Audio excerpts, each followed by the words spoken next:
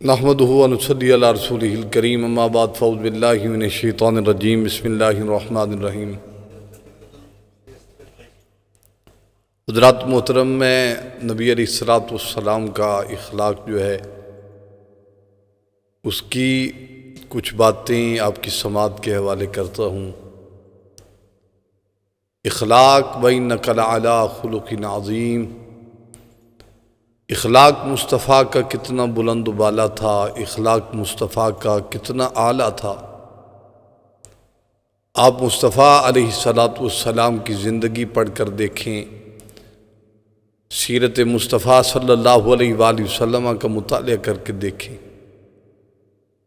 جو لوگ کلمہ پڑھ کر نبی پاک صاحب الولاق صلی اللہ علیہ وسلم کے قدموں میں آئے تھے، کسی نے ادائیں دیکھی ہیں، کسی نے آواز سنی ہے، کسی نے محبت کا تقاضا دیکھا ہے، اور یہ محبت کا تقاضا تھا کہ اللہ رب العالمین نے ہدایت کے چشمے جاری فرما دیے تھے۔ امام الانبیاء صلی اللہ علیہ وآلہ وسلم کی ذات اقدس اور آپ حضرت بلال حبشی کی زندگی کی آپ ایک دفعہ زندگی پر نظر ضرور دوڑائیں، حضرت فاروق اعظم کی زندگی پڑھیں اور حضرت عثمان غنی رضی اللہ تعالی عنہ کی زندگی پڑھیں، مولا کائنات شیر خدا کرم اللہ وجہہ الکریم کی زندگی پڑھیں۔ مولا کائنات جیسی زندگی جس نے گزاری ہو، فقر کے بادشاہ ہوں،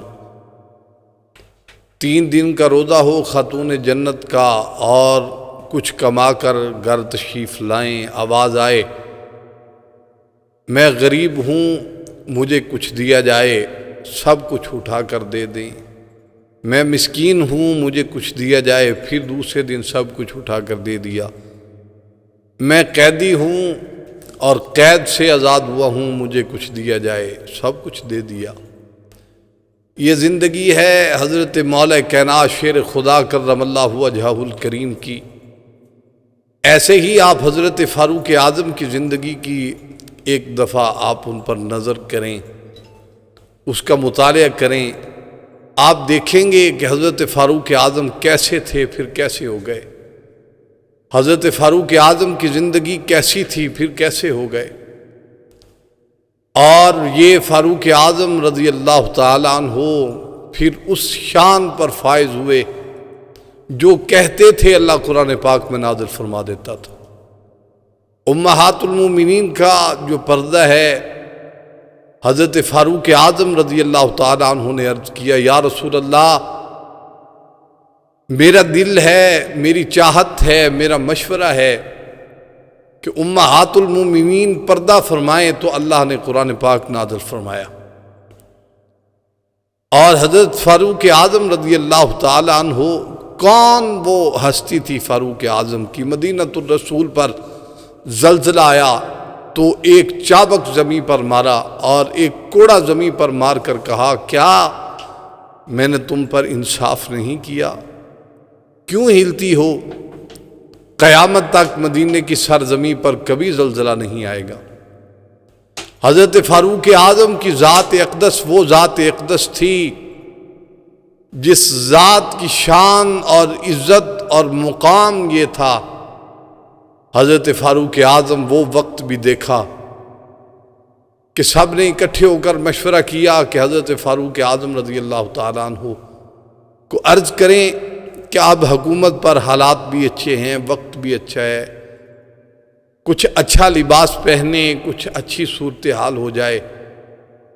کوئی جانے کی جرت نہیں کر رہا تھا، لیکن حضرت اماں عائشہ صدیقہ رضی اللہ تعالیٰ عنہا کو آ کر عرض کیا، اماں جان آپ کہیں، اور حضرت صفیہ رضی اللہ تعالیٰ عنہ آپ کو عرض کیا۔ حضرت فاروق اعظم کی بیٹی تھیں، وہ تشریف لے گئیں۔ اماں جان جب وہاں تشریف لے گئیں اور حضرت فاروق اعظم نے عرض کیا کیسے آنا ہوا ہے، عرض کی حالات کچھ بہتر ہو جائیں تو انسان کو بہتر ہو جانا چاہیے۔ حضرت فاروق اعظم کا ایک جملہ بہت لمبی یہ گفتگو ہے، ایک جملہ میں آپ کی سماعت کے حوالے کرنا چاہتا ہوں۔ حضرت فاروق اعظم نے کہا، دو یار تھے اور مصطفیٰ کریم صلی اللہ علیہ وآلہ وسلم جس حالت میں دنیا سے رخصت ہو گئے، پردہ فرمایا میرے کریم نے، اسی رستے پر دوسرا یار حضرت صدیق اکبر بھی اسی رستے پر چلے گئے۔ میں رہتا ہوں، میں بھی وہی رستے پر جاؤں گا دنیا سے، مجھے کچھ نہیں چاہیے۔ اور حضرت صفیہ کو کچھ عرض کیا آپ نے، جب پوچھا مصطفیٰ کریم صلی اللہ علیہ وسلم کے پاس کتنے لباس تھے، کتنے کپڑے تھے، تو حضرت صفیہ نے عرض کیا ایک ہی لباس تھا، اس کو دھوتے تھے، اسی کو پہن کر جاتے تھے۔ حضرت بلال نے ایک دن کہا، یا رسول اللہ نماز کا وقت ہو گیا ہے، تشریف لے آئیں۔ تو عرض کی میرے آقا کریم صلی اللہ علیہ وسلم نے، بلال تم چلو، میرے کپڑے گیلے ہیں، میں آ رہا ہوں۔ یہ انداز محبت بھی آپ دین اسلام سے سیکھیں، یہ دور بھی اسلام نے دیکھا ہے۔ پھر وہ دور بھی اسلام نے دیکھا کہ شرق سے لے کر غرب تک کوئی زکوٰۃ لینے والا نہیں تھا۔ پھر وہ دور بھی اسلام نے دیکھا کہ اسلام کی فتوحات ہر مقام پر ہو رہی تھی۔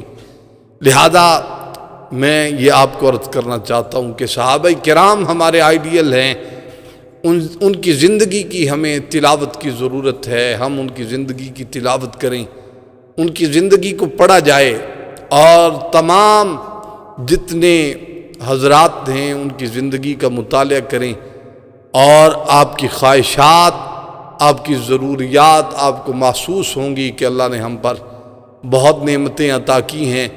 اللہ رب العالمین ہمیں اور آپ کو صحابہ کرام رضوان اللہ تعالی علیہم اجمعین کے طریقہ کار پر چلنے کی توفیق عنایت فرمائے۔ وآخر دعوانا ان الحمد للہ رب العالمین۔